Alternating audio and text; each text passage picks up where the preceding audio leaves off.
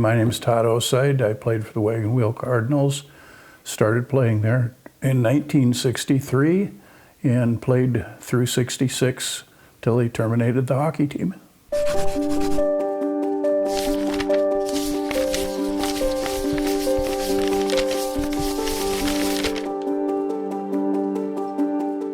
See, at that time, what determined good young hockey players if you played Division I college hockey? And there was 5 or 6 guys on there that played at that level, and there was 3 or 4 or 5 guys that could have played at that level.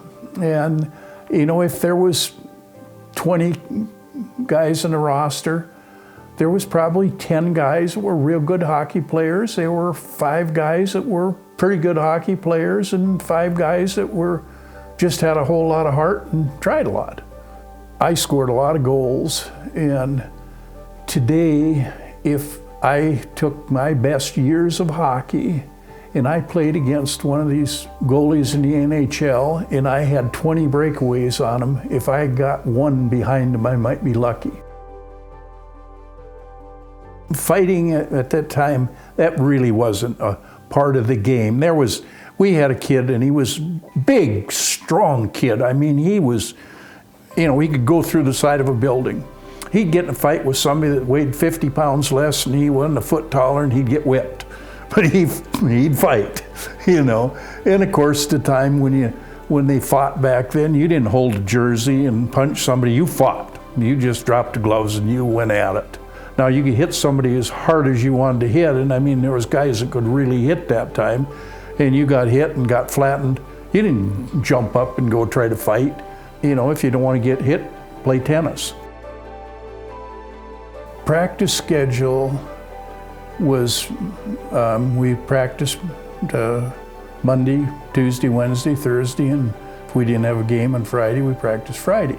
When practice started in the fall, if you were in shape, you know, you did as well, and you skated until you got in shape. But our practices back then would be like a modern day scrimmage where a bunch of guys go out on the ice and scrimmage. I mean, there was really no coaching. They really didn't have any structure. So we'd go down and scrimmage for, you know, an hour and a half a night, and then there was a little bar called the Rockton Inn. It's still there in the corner. The man and woman that owned that, she used to make cheese sandwiches and hard-boiled eggs. Sandwiches would have been sitting in a basket for 3 or 4 hours. They were, you know, like shoe leather, but we loved to eat it. Well, our game day schedule was, hopefully you got off work so you could get to the rink before the game started. The guys would get there, and we had players from Madison, we had players from Chicago, and if the game started at 8 o'clock, some of the guys get there at 7:30, and some of them would get there at 6 o'clock, and you know, everybody get dressed hopefully 15, 20 minutes before the game. You go out and skate for about 5 minutes, they blow the whistle and drop the puck, and you play hockey. That was it. There wasn't any stretching, or any warming up. The luxury that we had was between periods. There was a gentleman that had a produce place, and he used to bring us oranges. So between periods, we could eat oranges. After the game, you know, like I say, we used to, in the first couple of years, we went down to the Rockton Inn, and some of the guys drink, but nobody got drunk or rowdy or anything. And sort of a family affair. Most everybody was married, and if they had kids, the kids used to come to the games, and it was a real nice deal. Most of the road games were afternoon games. Now in Madison, they were evening games, but like when we'd go play in Peoria and Pekin and Springfield and those places, they were all afternoon. They were usually Sunday afternoon games, and you'd go play and probably play at 1 o'clock, and then when you're done, you go back, because you know, most of the players that were working, or all the players, had a job.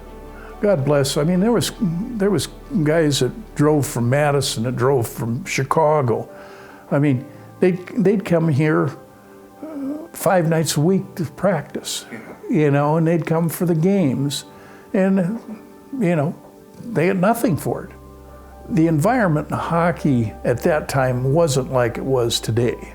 I mean, it was not You know, it was not a fun deal. It wasn't a deal that if you played, you know, you were going to get a big salary. I mean, if you played back then, you got hurt, you were done. You were on your own. That was a different era.